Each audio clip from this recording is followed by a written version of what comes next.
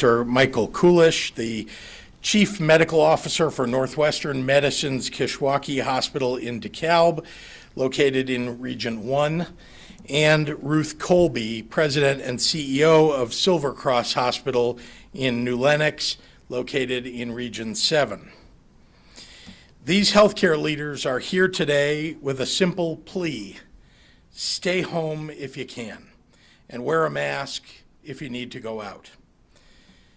Because what nurses and doctors and healthcare workers are experiencing right now in their hospitals is a crisis as challenging as the one they experienced last spring. These are our frontline healthcare heroes, and they need our support right now. The nation has been swept by a COVID storm that has taken Illinois' positivity rate from low single digits to the mid-teens. And with nearly no mitigations in the states bordering us and no national strategy to reduce the spread, we're in for a very difficult next few months. But there's a lot each of us can do to keep our loved ones here in Illinois as protected as possible. Before this latest wave, we reached our hospitalization peak 6 months ago. As of our most current data, we are today averaging more than 5,200 patients fighting COVID-19 in our hospitals. That's 400 more individuals than at our spring high, and a 70% increase in the last 2 weeks alone. And crucially, not only are we seeing more people coming into our hospitals with COVID, but the rate of increase itself continues to grow at an alarming rate. Our most recent week-over-week percent increase is 3 times what it was in early October. And our doctors, nurses, EMTs, hospital social workers, and respiratory therapists are paying the price. They're exhausted, often working overtime and double shifts. And remember, this is a moment when the entire nation is seeing record highs in hospitalizations, more than at any prior time in this pandemic. That fact is more than a frightening backdrop, because it means that there are no healthcare workers to call in as reinforcements from other states. It means that out-of-state nurses and nurses' assistants who signed up to support Illinois in the spring are busy in their own states. It means that even more than in the spring, we have to step up to support our healthcare workers and do everything in our power to prevent people from contracting COVID-19. We have the knowledge and the tools to accomplish that by staying home, by wearing masks when we must go out, and by avoiding gatherings until we can get to a place where it's safe to come together again. In the spring, COVID seemed to many like this was a problem mostly for big cities like Chicago or St. Louis, as rural areas had far lower positivity rates, hospitalizations, and deaths.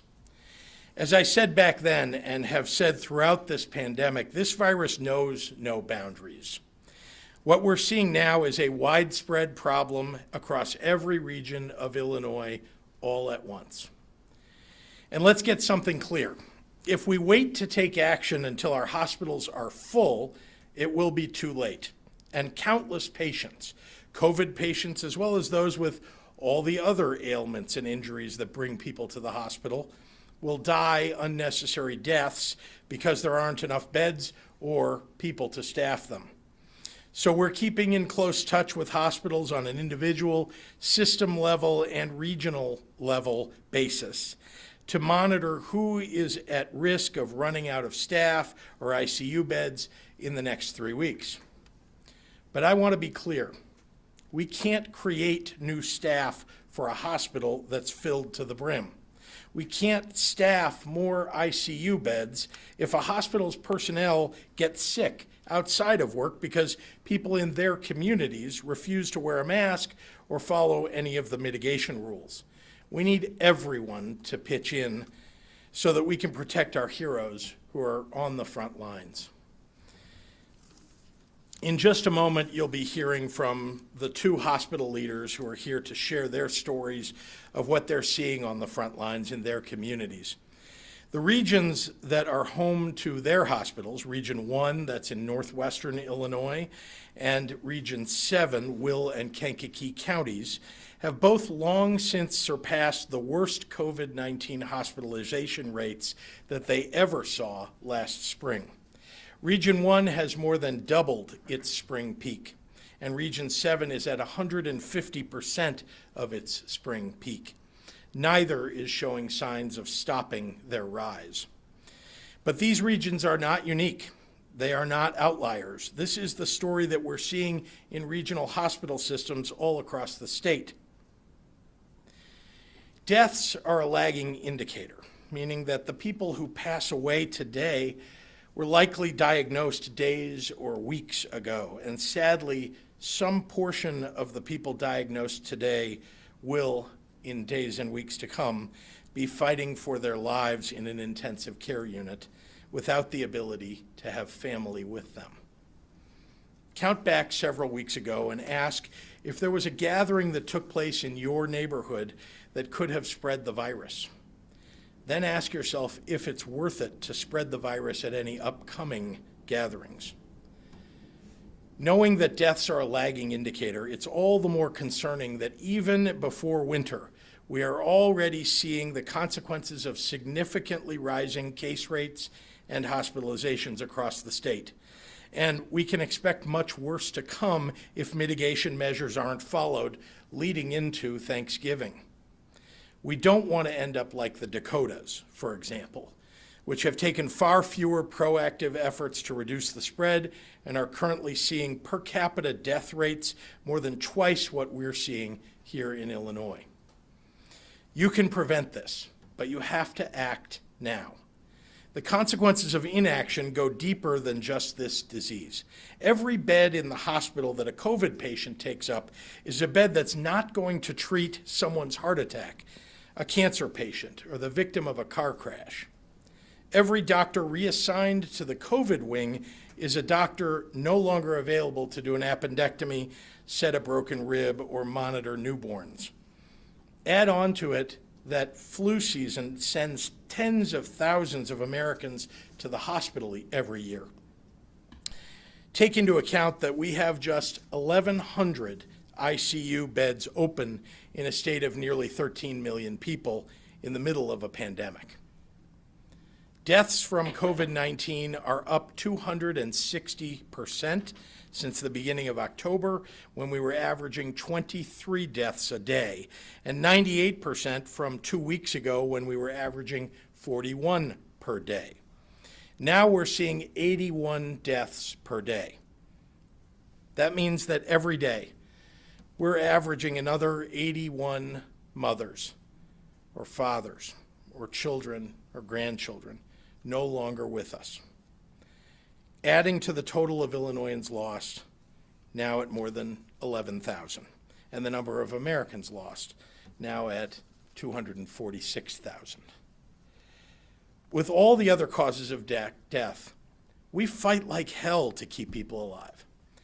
When the number of people dying in car accidents was much higher, we decided to require seatbelts and increase the penalties for those charged with the most horribly negligent crimes like drunk driving with vehicular manslaughter. By doing these things, we significantly reduced the numbers of lives lost. When seasonal flu was much more deadly than today, we implemented a national strategy to provide annual flu vaccine at a low cost or free, and now every corner clinic and doctor's office tries to vaccinate everyone who walks in the door in the fall to bring that number down.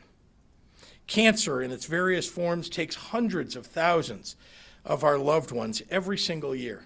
So we pour billions of dollars into research to someday put an end to this tragic disease.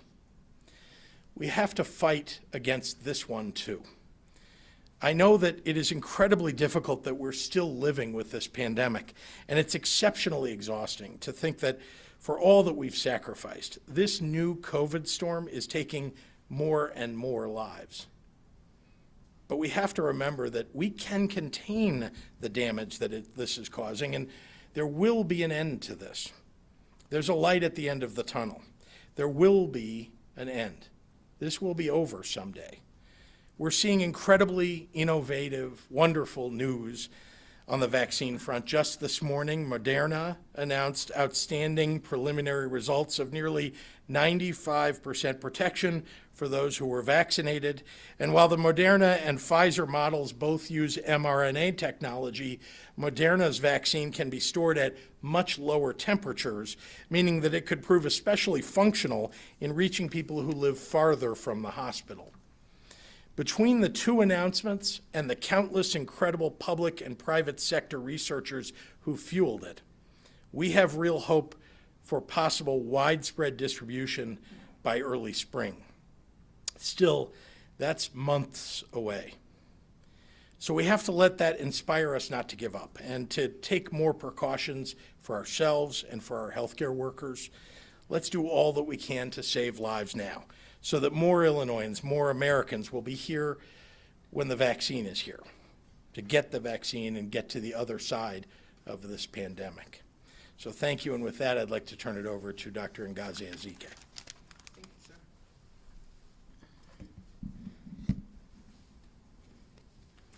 Thank you, and good afternoon.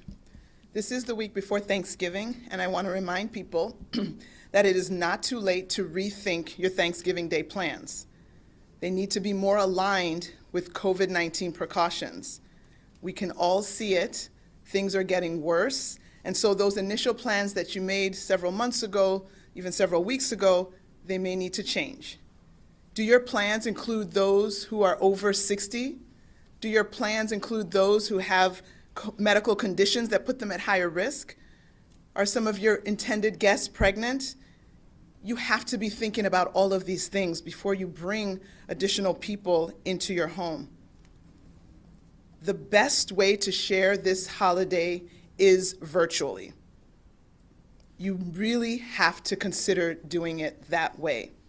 Let's not gamble with a virus that has already stolen from us, robbed us of nearly 11 million people in just 8 months.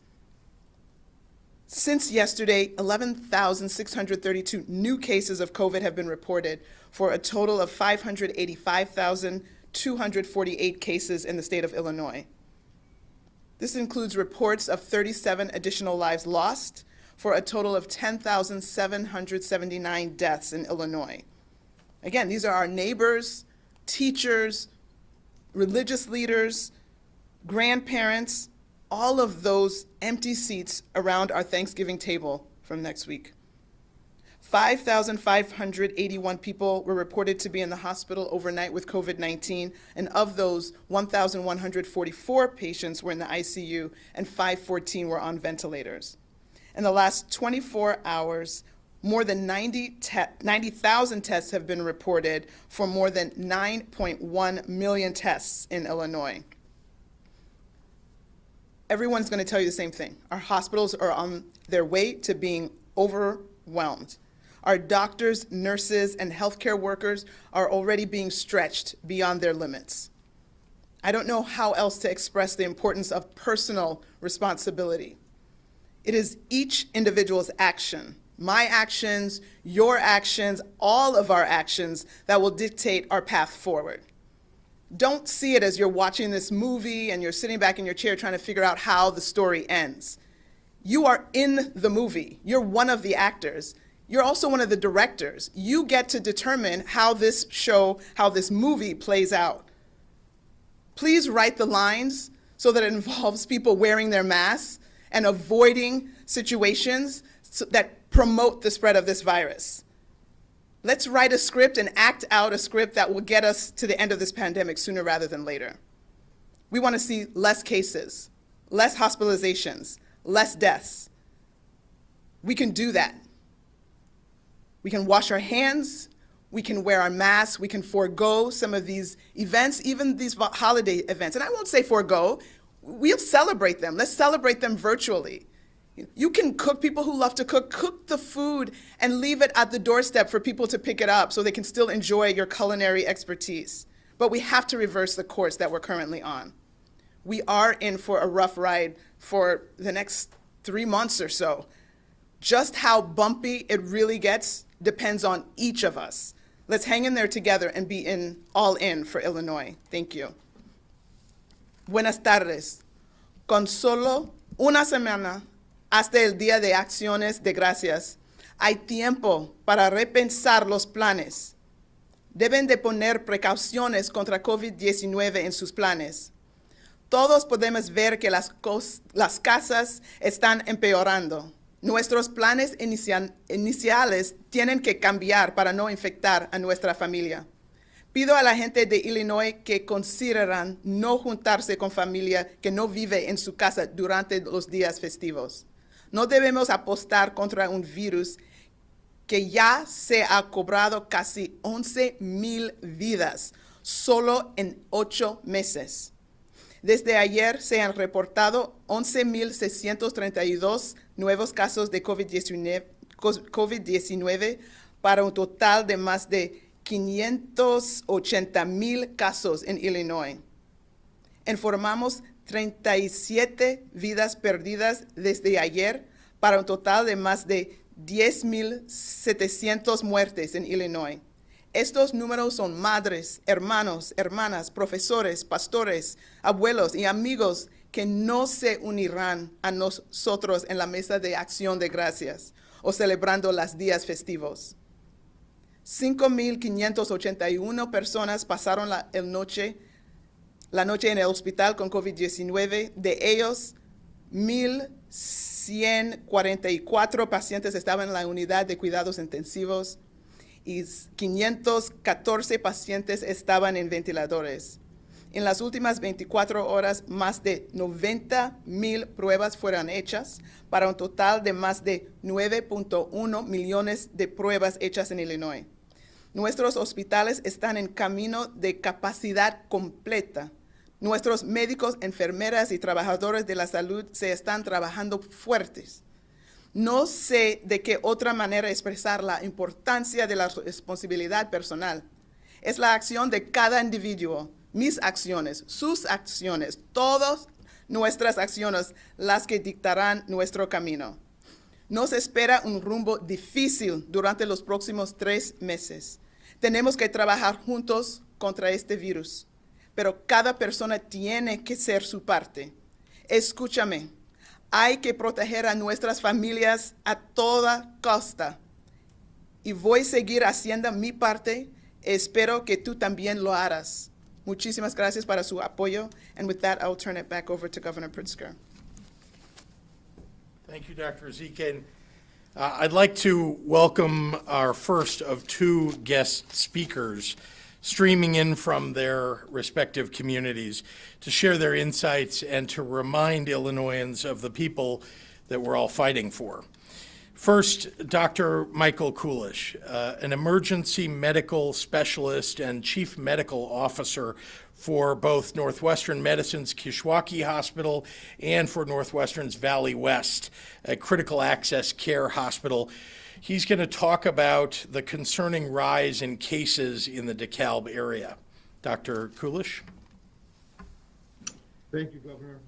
As the governor mentioned, our hospitals are located in Region 1, and the numbers have over doubled from what we thought was the peak in late spring and early summer.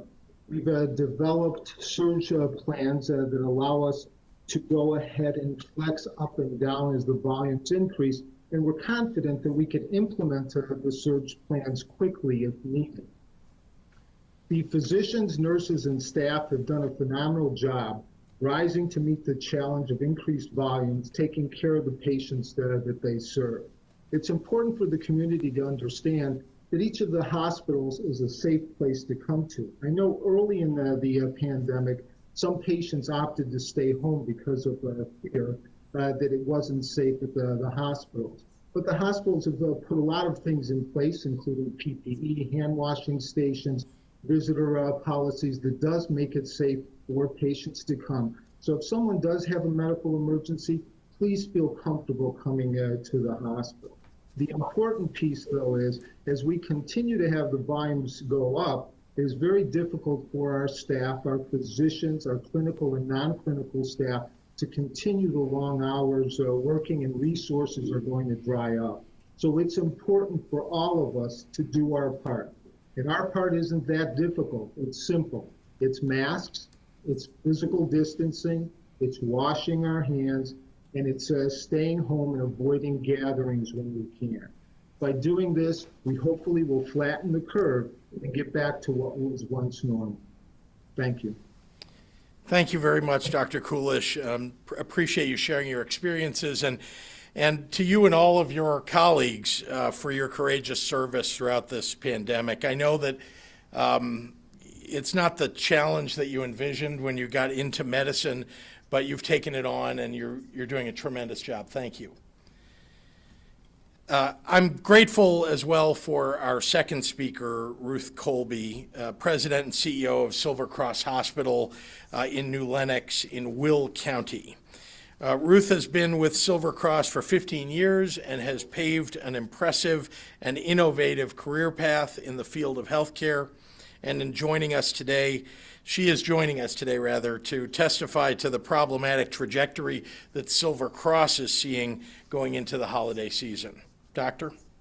Ruth, sorry.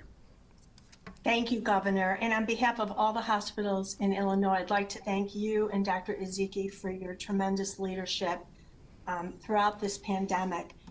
You are correct. Hospital healthcare workers are weary.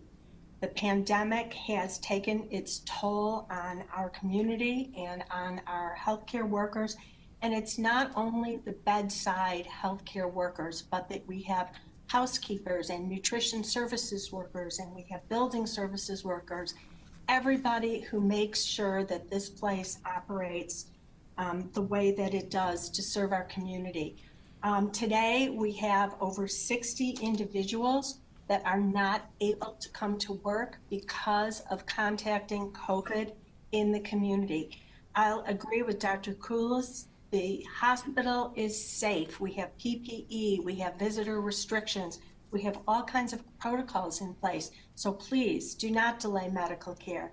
But what we're seeing is our staff contracting and being exposed to the disease in small community gatherings or in places that people are not wearing masks. And this makes it more and more difficult for us to take care of people in Region 7. Our positivity rate out here has exceeded 18%, and we have not seen a drop in it for several days. We continue to do surgeries. We manage very, very carefully the schedule. We look forward to make sure that we have enough beds.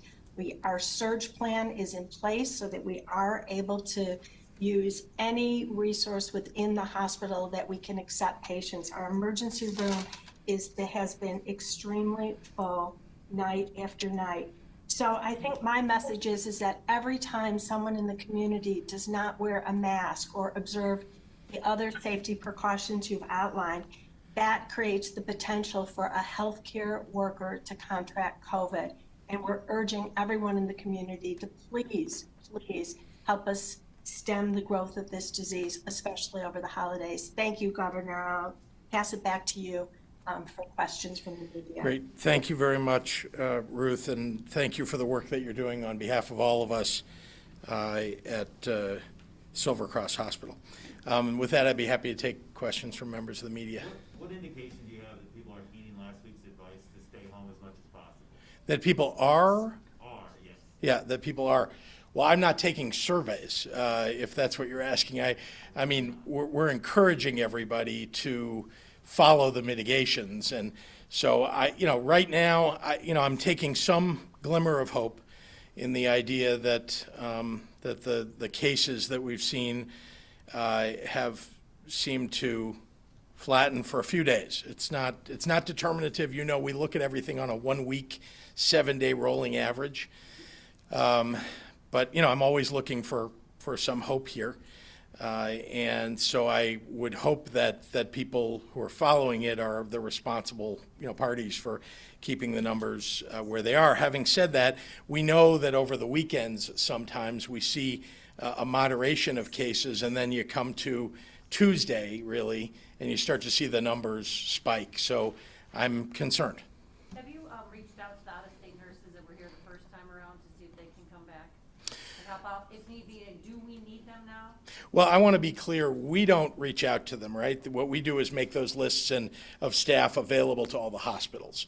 And then we encourage them to use them as they need to contact them. What the hospitals are hearing, though, is what I was repeating to you, which is that because Wisconsin is in such bad shape, because Iowa is in such bad shape, because Missouri is in such bad shape in their hospitals, that they've been hiring those people as they've been worse than we are. And so we can't, it's hard to get those people. Some of them live in those states, or they live in other surrounding states, and they've decided to go to those states where they can get work, and we haven't needed them up until now. So, we have certainly available some retired personnel who have volunteered themselves to come back in. We're allowed them to be relicensed to come back into the healthcare industry, but we're competing, as always, with the other states, particularly now. Could you give us any more insight into the vaccine rollout? Last week, the governor of Indiana mentioned there are 5 hospitals in Indiana that are part of a pilot. Mm-hmm. Do we know what hospitals are part of a pilot here in Illinois? So let me just back up a second and explain that because there will be multiple vaccines, each vaccine will likely be, using the word piloted, at a number of hospitals. It depends upon, for example, the cold storage Pfizer vaccine. And by the way, we're all assuming that they're all going to pass the next phase, which I'm very hopeful of. But assuming they do, only certain hospitals can really manage the 95 below 0 vaccine, and others less capable of doing that. So that's kind of how the decisions will be made. But the answer is no. The specific hospitals have not been decided on, although I was just on a call. It was a White House call of the COVID task force led by the vice president, and they had a number of people on it talking about the federal government's engagement in this cold chain and what will be required there, and the federal dollars that will be provided for distribution of the vaccine, as well as the vaccine being free. Although the vaccine itself will be free, it'll be the administration of it that will fall to Medicare, Medicaid, and private insurance. Governor, and Yes. this is a question more for Dr. Ezike, but in regions 1 and 7, where we are getting to those dangerously low levels of ICU beds and surge beds, what happens once there are no more beds available? So I understand the problem is more staffing, but from a patient perspective, are we talking about patients having to be transferred further away from home for treatment? What are the biggest concerns in terms of folks getting access close to home right now? Well, there are various phases of this that will happen if a hospital literally gets full. But let's start with where we are now. An ICU bed, the definition of an ICU bed is essentially, do you have ICU staff available, and do you have the equipment that is normally accompanies an ICU bed? It doesn't mean that there's 6 ICU beds in a hallway of a hospital, in one section of a hospital, and then that's it. You could, in theory, and we looked at this back last spring, take a regular hospital room and convert it into an ICU bed with staffing and equipment. Some hospitals don't have excess staffing and equipment, and that's why we're talking so much about staffing here. In which case, if there is no, typically it'll be the new hospitalizations, the new patients at a hospital who might be diverted to another hospital that might be further away. It sort of depends on their condition, right? You wouldn't send somebody out of an emergency room that's having trouble breathing and send them many miles away, but someone who might be stable and is doing okay but still needs hospitalization, you might try to send that person to another hospital so that you could treat somebody who's incoming at the emergency room. But we have a lot of options available to the point where what we don't want to get to, which is what I'm really pleading with people about, and what I think these hospital professionals are pleading with people about, which is we do not want to get to a point where our hospitals are literally over full. And then you will have somebody come and they just don't have personnel or a bed to treat them. Are we at that point yet of looking to reopen some field hospitals? We're always, as I've told you before, we have an alternate care site that we've kept sort of warm, available. And again, those would not be for emergency type situations, but rather for people who are more on the other side of this, still need hospital care, but they're improving, and so less acute. And we would move those people from one hospital to another in order to make room at the original hospital. Governor, do you plan to participate in the Thursday meeting of the IHSA? There will be meeting about the winter sports, basketball, and other sport activities. Will you be there personally? Will No. IDPH be there? What do you plan for that meeting? No, I think that there's been a lot of interaction between IHSA and our staff as well as IDPH.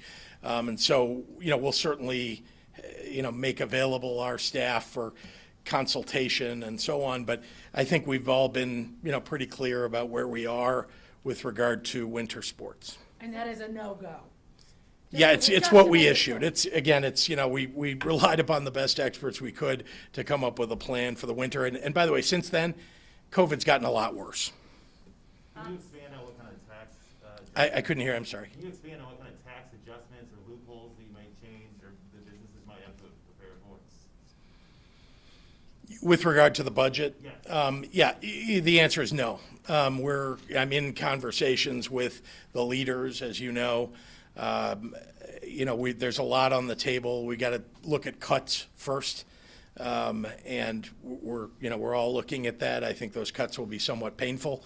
And then, we'll consider all the other options about what we need to do in order to get to balance for FY21 and moving forward. We'll do one more in the room and then we gotta go online. Could you give us Oh, a come- sense? all right, you get- We're gonna tussle. Yep. Both of you. Yes. A lot of people are asking. If you could both respond, please. What are you doing differently for Thanksgiving this year that you didn't do? How will your Thanksgiving? Oh, I have often had friends, many friends who don't live, whose families rather are not in Illinois and who can't go to their families and therefore would otherwise be by themselves. We've had those families over to join our Thanksgiving. That's been the history of our Thanksgivings for MK and me. But that's not something we're doing this year, as you can imagine, and we're encouraging people to stay at home, have their own. We'll, if we can, we'll do Zoom Thanksgiving with people. But most importantly, I think, keeping in your own pod of close family, that's the best thing you can do. You're not bringing COVID in. These are people that you've been with every day. It's much, much safer. All right, Dr. Zeke? Since you live in Chicago, are you going to follow the no travel advisory that Mayor Lightfoot put into place at 6 a.m. this morning? Yeah, I don't know what that says exactly, and I don't know exactly what my plans will be, but I'll certainly, be happy to share. Second City Blog said that your family's already in Florida and all. Well, I think you already know. I mean, we have a place in Florida, so. Yeah. And we're not gonna address rumors from random blogs online. So, we will we're going online. You must know what the mayor's plan is. I actually have not seen what the mayor put out this morning. I've been very busy, as you can imagine. We are. She put it out last week. Well, I don't know, there was something new this morning, I heard. Actually, I don't think there was a travel ban, but I think there was a discouragement, yeah. Will you be in Illinois for Thanksgiving? That is my hope, but I will let you know. Okay, everyone, we're going online. Mark Maxwell has a question. What was your reaction to your budget office's projection that the backlog of unpaid bills could reach $33.2 billion over the next 5 years, and why would anyone want to do business in Illinois if they can't get paid? Well, I think what he's referring to is the 5-year plan that was put out, not plan, it's a 5-year estimate for Illinois.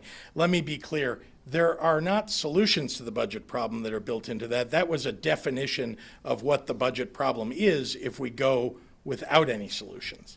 But I've been very clear since right after the election that we're going to have to make a lot of changes in our budget, and I've been working since then to get that done. John O'Connor at the AP, what are your top needs for COVID relief from the feds? Just money for the budget? What will the state compact strategy be to get the feds to come to the table? And what did you tell VP Pence today? There's a lot of questions. I'm sorry, what was the compact? Yeah, What was the it? compact of Midwest states. Oh. He's talking about, will that be part of your plan to get the feds to bring money? And what are your top asks from the feds? Well, there are a lot of questions there. Let me begin by saying that, look, we're fighting COVID. I mean, that is the number one thing that we can do right now is fight COVID. So every resource that we can for testing, for tracing, for dealing with hospital personnel. I would like a national strategy faster than probably one will happen. I'm hoping January 20th. One will be forthcoming from the new administration. I'm sure that it will be, actually. So that is something I'm looking for from the federal government, probably the most important thing. Certainly support for local governments across Illinois as well as state government, not to mention every state in the United States and every city really is suffering from a failure of revenues because of COVID-19. The federal government is really the only resource that we all have to turn to. Since they've helped big corporations along the way, and I think we all believe that we want to save both jobs and the services that we're all providing for the public, that would be the second thing and very important. And yes, I have been in contact with the federal congressional leaders, not just in Illinois, but the Speaker of the House and the Senate Minority Leader, as well as a few others, to encourage, moving forward as quickly as possible with a stimulus plan that would include local and state governments. Hannah, at NPR, Governor, are you open to expanding the sales tax base? What services would you identify for a possible service tax? All I can say is we are starting here with cuts. That is really the way that we need to start. We'll start to talk about other things when we get there, but right now it is very important that there's some agreement across the board, and right now there isn't necessarily agreement across the board, but we're trying to work on that with the leaders and other budgeteers. Matt Roy at WICS, the IFT is calling on ISB and you to close all school buildings and have all schooling be remote for the foreseeable future due to the COVID surge. Is this something you will consider? What is your response? We're always thinking about our school children and the parents and the teachers, and it's right now not something that we're doing, but I will say that what we've made sure is set parameters that are safe for schools. We need schools to follow those parameters. Most are. I think we've got more than 60% of school children in Illinois who are currently remote learning, and about 30-some% that are doing some form of hybrid learning in school and out. It's not ideal by any means, but we have a COVID storm that's hitting, and I think the school districts are doing the best they can. Rachel Hinton at the Sun-Times, did you attend Pence's video conference for governors today? If so, what happened during that meeting? I did attend. I didn't attend on video, but I was on the phone. And I mean, there's an awful lot that was said in that meeting. It was mostly about the vaccines and the ways in which the federal government intends to try to get those vaccines distributed to the states. There wasn't really a lot new, in my opinion, although it's always good to hear from the head of the CDC who was on that call. We had Dr. Fauci was on the call. There were others, who were just giving from their department's perspectives how this will all work. Kelly Bauer at Block Club, demand for testing is far outpacing supply and people are having to wait days, if not weeks, to try and get a test. Is there anything the state can do or is doing to get more testing to Chicago? Well, aren't you glad that we built up our testing capability, because we're third in the nation in providing tests and one of the best on a per capita basis. And it's true that when the COVID storm is hit and more people are concerned about getting COVID-19, they're going to get a test. I'm glad that people are going out to get a test. I think that's a good thing to do. And I'm glad that we have so much capability. Where we have heard of longer lines or areas that don't have enough testing, we've tried to move our mobile capability into those neighborhoods, for example, on the southwest side of Chicago.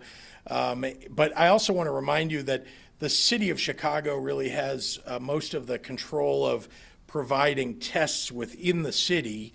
We augment that wherever necessary. And then, of course, the rest of the state, for the most part, although cities are involved, the state is significantly involved in developing those sites. And the state has its own drive-through sites that are absolutely free, that are all across the state. Jim Haggerty at the Rockford Advocate. Because the virus is now spreading exponentially, can Illinois expect to see another wave of COVID that lasts well into the winter and possibly spring of next year? Are you actually asking how long will this last? I think that's the gist. Yeah. Essentially, I don't know. I mean, I really wish I could tell you. I don't know. I can tell you that nobody that I've talked to thinks that this is ending, in the next 4 to 6 weeks. I mean, this is going to be a very rough, I think Dr. Ezike said it best, it's going to be a rocky next few months. There will be people who don't go get their flu shot, and please go get your flu shot. But people who do that and they end up in the hospital, and there are going to be a lot of people who don't follow the mitigations, which is awful. And please follow the mitigations. Please wear a mask for everybody's sake. And we'll try to limit the damage that this COVID storm is causing. Marnie Pike at the Daily Herald will be our last question. Where is the alternate hospital site reference that could take overflow? Metro South. Thanks, everyone. Thank you.